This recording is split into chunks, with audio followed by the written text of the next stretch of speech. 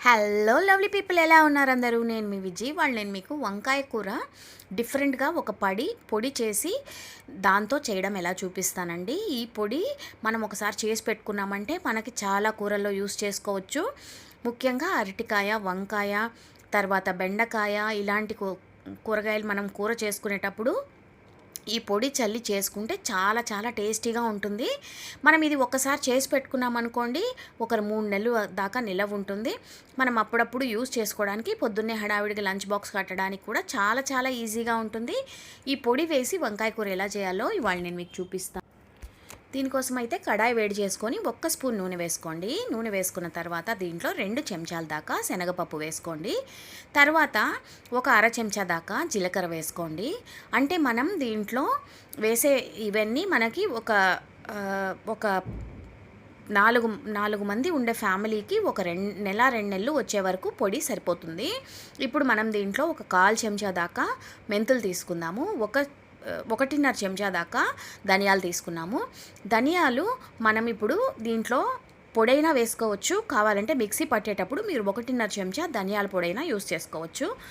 లేదంటే దీంట్లో మనం వేయించేటప్పుడు ధనియాలు కూడా వేసుకుని వేయించుకుంటే చాలా బాగుంటాయి. ఇప్పుడు మనం ఏం చేస్తున్నామంటే వీటిని దోరగా మంచి గోల్డెన్ బ్రౌన్ కలర్ వచ్చే వరకు వేయించుకుంటున్నాం అన్నమాట. దీంట్లోనే మనము కొంచెం చింతపండు కూడా వేసి వేయించుకుంటున్నాము. చింతపండు కొంచెం లైట్గా పులిపిస్తుంది, అలాగే ఈ కూరకి మంచి టేస్ట్ కూడా ఇస్తుందండి. మనం దీంట్లో టమోటాలు అవి కూడా వేసి చేసుకోనక్కర్లేదు. దీంట్లోనే చింతపండు కూడా యాడ్ చేస్తున్నాం కాబట్టి చాలా డిఫరెంట్గా చాలా బాగుంటుంది పొడి. ఇప్పుడు ఒక చిన్న ఉసిరికాయ సైజంతా చింతపండు వేసుకున్నాను.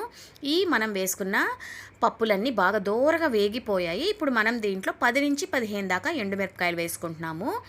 తర్వాత ఒక అరచిప్ప దాకా ఎండు కొబ్బరి వేసుకుంటున్నాము. నేను ఇలాగా పల్చగా దీన్ని మన చిన్న చిన్న జూలియన్స్ లాగా కట్ చేసి పెట్టుకున్నాను. తర్వాత దీంట్లో గుప్పెడు మంచి పప్పులు, అంటే మనం చట్నీ చేసుకుంటాం కదా, ఆ పప్పులు ఒక గుప్పెడు వేసుకున్నాను. అంటే ఒక అరకప్పు దాకా వేసుకుంటే సరిపోతుంది. ఇప్పుడు మనం వీటిని బాగా ఒకసారి ఇలా కలిపేసుకుందామండి. కలిపేసుకున్న తర్వాత మనం వేయించుకున్నవన్నీ బాగా నిదానంగా చల్లారనివ్వండి.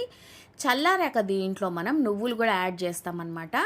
ఇప్పుడు మనం ఇవి బాగా వేగిపోయాయి. వేగిపోయిన తర్వాత మనం దీన్ని ఒక ప్లేట్లోకి తీసుకుందాము.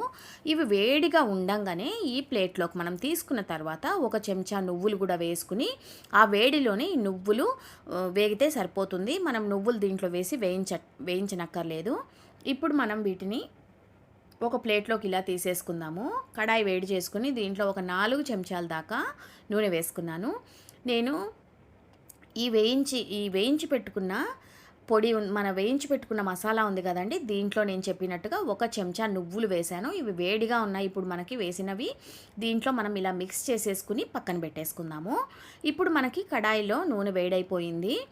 తర్వాత నూనె వేడైన తర్వాత దీంట్లో ఆవాలు, జీలకర్ర వేసుకోండి. ఆవాలు బాగా చిటపట్లాడాక జీలకర్ర ఒక చెంచా దాకా వేసుకోండి. దీంట్లో జీలకర్ర ఫ్లేవర్ బాగా ఎక్కువ ఉంటేనే బాగుంటుంది వంకాయ కూర, అందుకని జీలకర్ర ఒక చెంచా దాకా వేసుకోండి, చాలా బాగుంటుంది.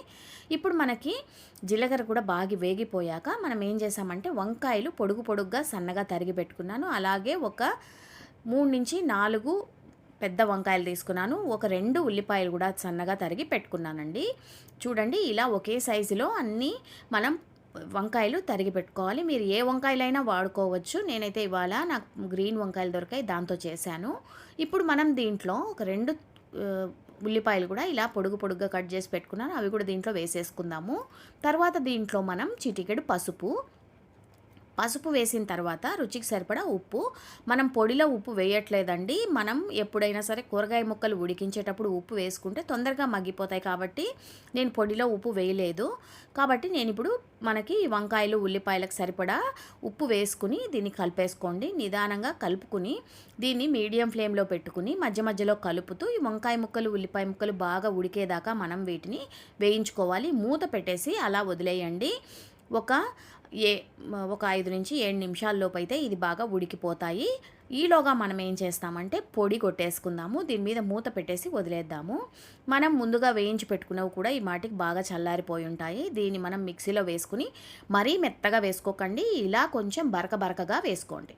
మరీ మెత్తగా పొడి కొట్టుకుంటే బాగుండదు. ఇలా కొంచెం మనకు అక్కడక్కడ పప్పులు తగులుతూ ఉంటే బాగుంటుంది. ఇలా బరక బరకగా పొడి చేసుకుని దీన్ని ఒక సీసాలో వేసుకుని మీరు నిలవ చేసుకోవచ్చు. ఇప్పుడు మన వంకాయ ముక్కలు బాగా మగ్గిపోయాయి చూడండి, సాఫ్ట్గా అయిపోయాయి. ఇప్పుడు మనం దీనిపైన ముందుగా చేసి పెట్టుకున్న పొడి ఉంది కదా, ఫస్ట్ కొంచెం ఒక 2 చెంచాల పొడి ఫస్ట్ వేయండి.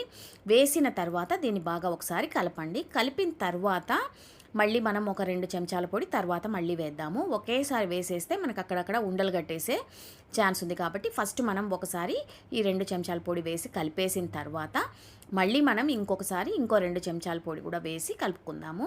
ఈ వంకాయ కూర ఈ పొడి వేసి మీరు ఒక్కసారి చేసి చూడండి. ఇది మనకి చపాతీస్, రోటీస్లో కూడా బాగుంటుంది. అలాగే రైస్లో కలుపుకొని తినడానికి చాలా చాలా టేస్టీగా ఉంటుంది. మనకి పెరుగన్నంలో నంచుకుని తినడానికి అయితే ఇంకా బాగుంటుంది. మీరు తప్పకుండా ట్రై చేసి ఎలా వచ్చిందో నాకైతే కమెంట్స్ పెట్టండి. ఈ పొడితోనే మీరు అరటికాయ వేపుడు చేసుకోవచ్చు, బెండకాయ వేపుడు చేసుకోవచ్చు, దొండకాయ వేపుడు చేసుకోవచ్చు. అవి కూడా చాలా టేస్టీగా వస్తాయి. ట్రై చేసి ఎలా వచ్చిందో చెప్పండి. నెక్స్ట్ వీడియోలో మళ్ళీ మిమ్మల్ని కలుస్తాను. ఫస్ట్ టైం ఛానల్ చూస్తున్నట్టయితే ఛానల్కి సబ్స్క్రైబ్ చేసుకోవడం మర్చిపోకండి. అంతవరకు ఉంటానండి, మీ విజీ.